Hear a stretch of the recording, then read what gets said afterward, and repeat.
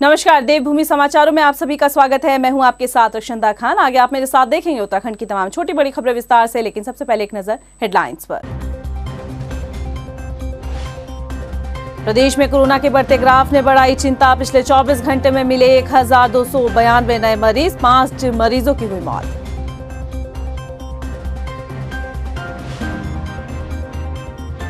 केंद्रीय रक्षा राज्य मंत्री अजय भट्ट हुए कोरोना पॉजिटिव। ट्वीट के माध्यम से दी जानकारी। संपर्क में आए लोगों को टेस्ट कराने की दी हिदायत।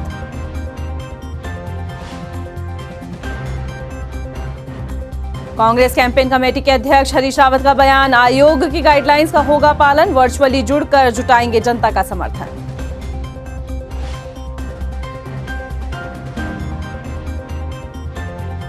और आचार संहिता के बाद अलर्ट मोड पर प्रशासन। ड्यूटी के दौरान लापरवाही बरतने वालों के खिलाफ लिया जाएगा कड़ा एक्शन।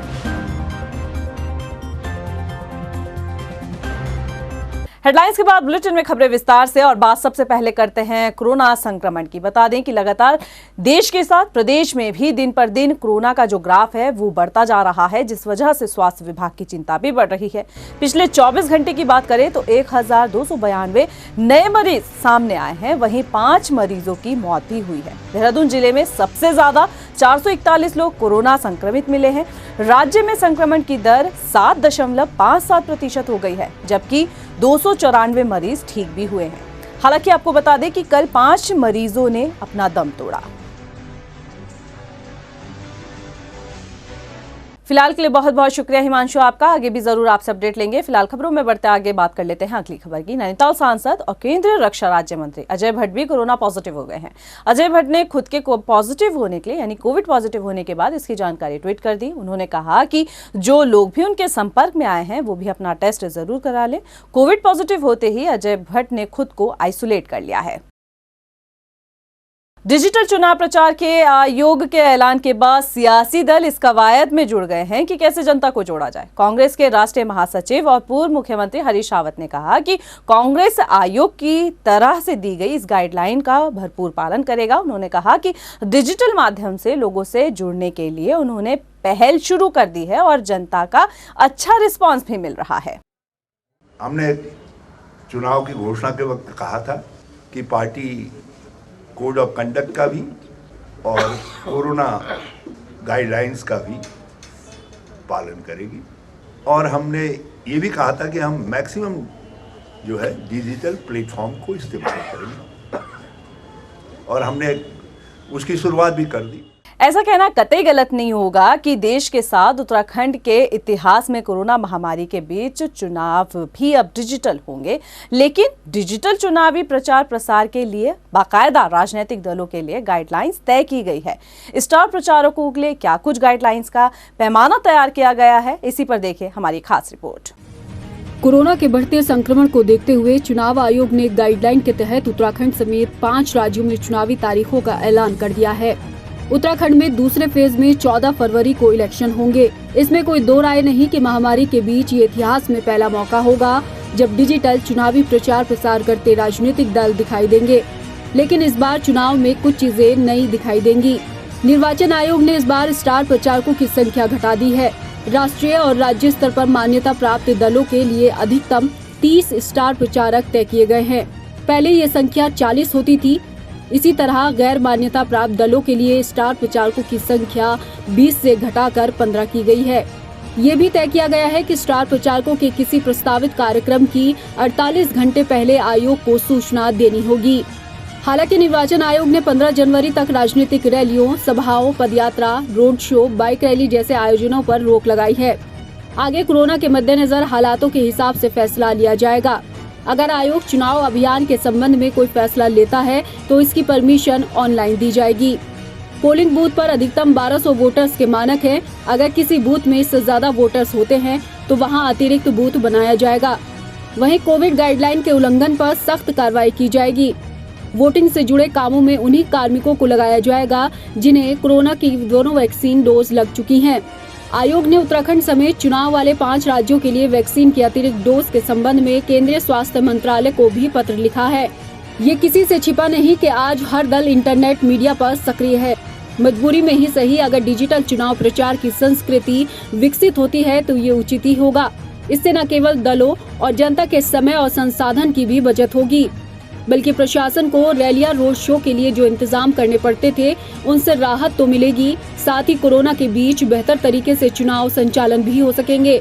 टाइम टीवी के लिए ब्यूरो रिपोर्ट, देहरादून। राज्य में चुनाव का ऐलान होने के बाद जिला निर्वाचन और प्रशासन पूरी तरीके से तैयारियों में जुट चुका है। हल्द्वानी के MBPG कॉलेज में नैनीताल जिले की 6 विधानसभा सीटों का निर्वाचन कंट्रोल रूम बनाया गया है। Media certification and monitoring committee की निगरानी CDO कर रहे हैं। इसके साथ ही कई कार्मिकों की ड्यूटी भी लगाई गई है। प्रशासन का दावा है कि निष्पक्ष और शांतिपूर्ण चुनाव संपन्न कराने के लिए आचार संहिता का सख्ती से पालन कराया जाएगा।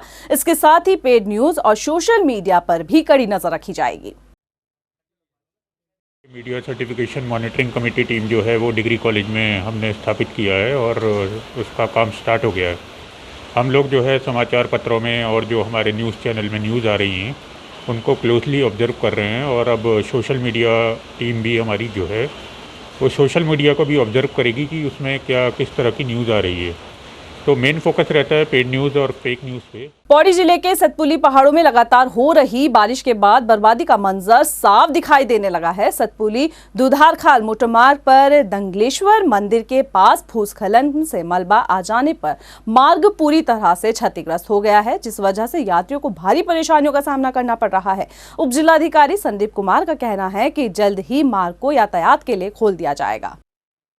रुद्रपुर पहुंचे कुमाऊं कमिश्नर दीपक रावत और DIG नीलेश नंद भरे ने लोगों से शांति व्यवस्था बनाए रखने की अपील की है। उन्होंने कहा कि किसी भी तरह की अफवाहों पर कोई यकीन ना करे, पुलिस जांच कर रही है, दोषियों के खिलाफ सख्त कार्रवाई की जाएगी। आपको बता दें कि कल रुद्रपुर में चुनाव से पहले माहौल बिगाड़ने की कोशिश में कुछ अज्ञात लोगों ने गौमाता की हत्या कर एक प्लॉट में उसके शव को फेंके थे और अवशेष फेंकने के बाद लोगों में हड़कंप मच गया था, जिसके बाद अब जो है कार्रवाई की जा रही है।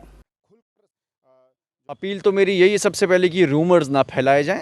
इसमें पुलिस ने FIR कर ली है और इसमें जो भी जिम्मेदार है, जिसने भी इस घटना को अंजाम दिया है, उसको निश्चित रूप से जो कानूनी कार्रवाई उसके विरुद्ध होगी।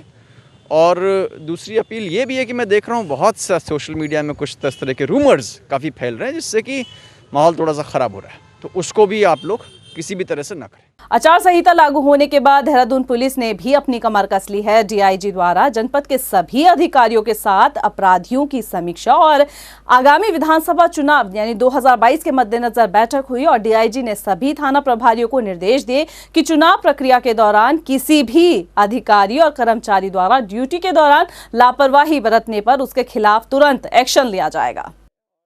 देखिए, आचार संहिता जो मॉडल कोड ऑफ कंडक्ट है वो लगा दिया गया है। इसके साथ ही हमारे जो फोर्सेस हैं उनको भी सेंसिटाइज कर दिया गया है। जो बैरियर चेकिंग्स हैं वो लगातार काम कर रहे हैं। FSTs और SSTs भी लगातार अब रैंडम चेकिंग कर रही हैं। अब धीरे धीरे मॉडल कोड ऑफ कंडक्ट में अगर कोई वायलेशन करता है तो उनके खिलाफ कार्रवाई की जाएगी। आदर्श आचार संहिता लागू होते ही राजधानी में नगर निगम हरकत में आ गया है। बैनर, पोस्टर, होर्डिंग से पटे शहर भर को अब फ्री किया जा रहा है।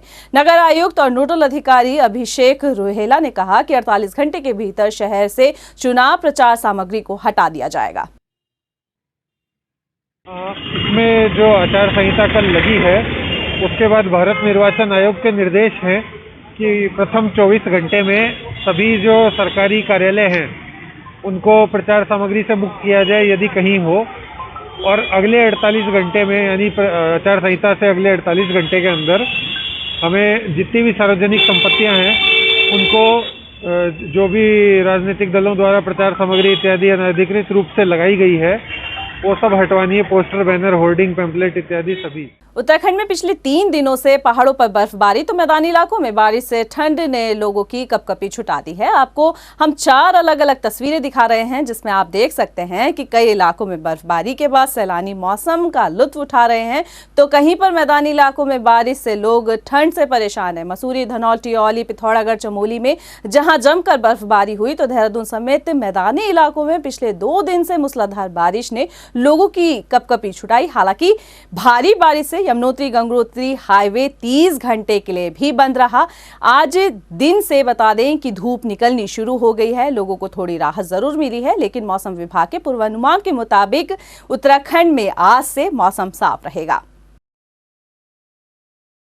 लगातार बारिश और बर्फबारी से अब लोगों की मुश्किलें बढ़ने लगी है। नैनीताल के ऊंचाई वाले इलाकों में बर्फबारी होने से मैदानों में ठंड बढ़ गई है। मुक्तेश्वर में न्यूनतम तापमान 2 डिग्री से नीचे आ गया है। तो बारिश और बर्फबारी को देखते हुए आपदा प्रबंधन टीम भी अलर्ट मोड पर है। आपको बता दें कि भारी बारिश वाले इलाकों को चिन्हित कर जेसीबी तैनात की गई है। इसके साथ ही बंद रास्तों को भी खोला जा रहा है।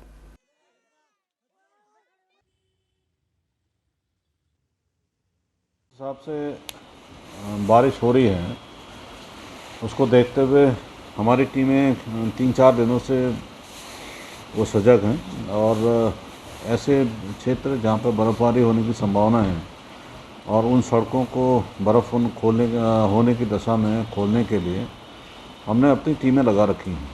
तो मुक्तेश्वर का इलाका हो या नैनीताल का, हमने वहाँ पे लगातार जेसीबी इसकी ड्यूटी लगा दी है। पिछले 2 दिन से पहाड़ों पर बर्फबारी तो मैदानी इलाकों में बारिश से किसानों को खासा नुकसान हुआ है। गदरपुर में लगातार बारिश के कारण किसानों का लाखों का नुकसान का अनुमान लगाया जा रहा है। स्थानीय लोगों का कहना है कि बारिश से गेहूं की फसल पूरी तरह से बर्बाद हो चुकी है, लेकिन तहसील प्रशासन ने आकर सूद तक नहीं ली और न ही फसल खराब होने पर कोई मुआवजा देने की बात कही। कितना पानी चल रहा है और यहाँ पे जो गेहूँ है हमारी बिल्कुल ख़त्म हो चुकी है। धानों में भी हमारे 5 फीट पानी चढ़ा था, हमने फ़ोटो भेजे थे और प्रशासन को, लेकिन प्रशासन ने कोई सुनवाई नहीं करी। एसडीएम साहब को ज्ञापन दिया गया था, एसडीएम साहब ने कानून साहब के लिए रिकमेंड किया था, लेकिन कानून साहब ने कोई सुनवाई नहीं करी। कभी कह रहे हैं मैं मीटिंग में, कभी कह रहे हैं कुछ है। आज बात करी तो कहने लगे कि अब तो आचार संहिता लगी, अब इसमें हम कुछ नहीं कर सकते। वैश्विक महामारी कोविड का खतरा एक बार फिर मंडराने लगा है। दिनों दिन बढ़ते कोविड के मामले और नए वेरिएंट का खतरा भी चिंता का विषय बना है। हालांकि स्वास्थ्य विभाग हरकत में है और साथ ही प्रधानमंत्री नरेंद्र मोदी के कहने के बाद कल से देश भर में बूस्टर अभियान की भी शुरुआत की गई है। एक रिपोर्ट।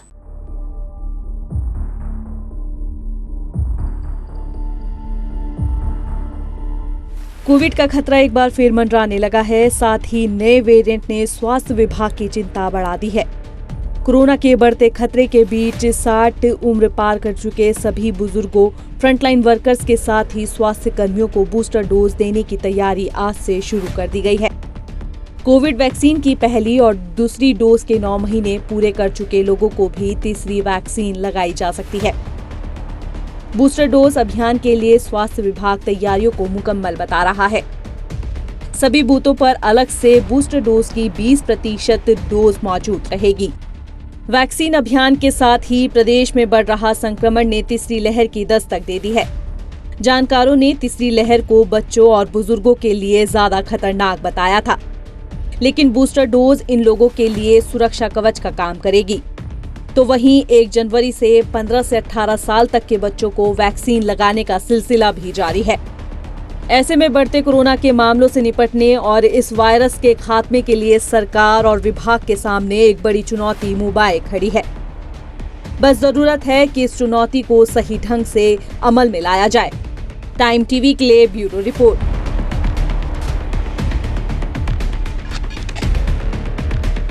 गदरपुर के नेशनल हाईवे 74 पर 8 जनवरी को हुई सड़क दुर्घटना में प्रशासन की बड़ी लापरवाही सामने आई है। बता दें कि हादसे में घायल शख्स का शव 2 दिन बाद ट्रक के नीचे दबा मिला। फिलहाल शव की पहचान अब तक नहीं हो पाई है। मैं यहाँ पे शटडाउन देने के लिए आया था। जैसे ही मैं शटडाउन देने के लिए आया था, मैं उधर रोड के उस पर खड़ा था, तो जो करंट ड्राइवर है वो पट्टा बांधने के लिए आ रहा था। तो उसने जैसे झोंका पट्टा बांधने के लिए, तो वो देखा डेड बॉडी पड़ा नीचे। तो वो हमें बुलाया कि संजीव भाई इधर आओ, देखो ये डेड बॉडी पड़ी है। उसको मैंने तुरंत पुलिस को सूचना दी। फिलहाल इस बुलेटिन में इतना ही। मुझे दीजिए इजाजत, लेकिन चलते चलते एक नजर हेडलाइंस पर। नमस्कार। प्रदेश में कोरोना के बढ़ते ग्राफ ने बढ़ाई चिंता। पिछले 24 घंटे में मिले 1292 नए मरीज, 5 मरीजों की हुई मौत।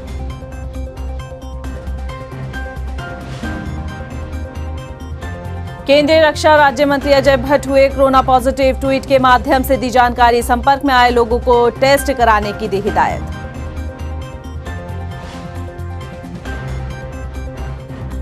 कांग्रेस कैंपेन कमेटी के अध्यक्ष हरीश रावत का बयान, आयोग की गाइडलाइंस का होगा पालन, वर्चुअली जुड़कर जुटाएंगे जनता का समर्थन।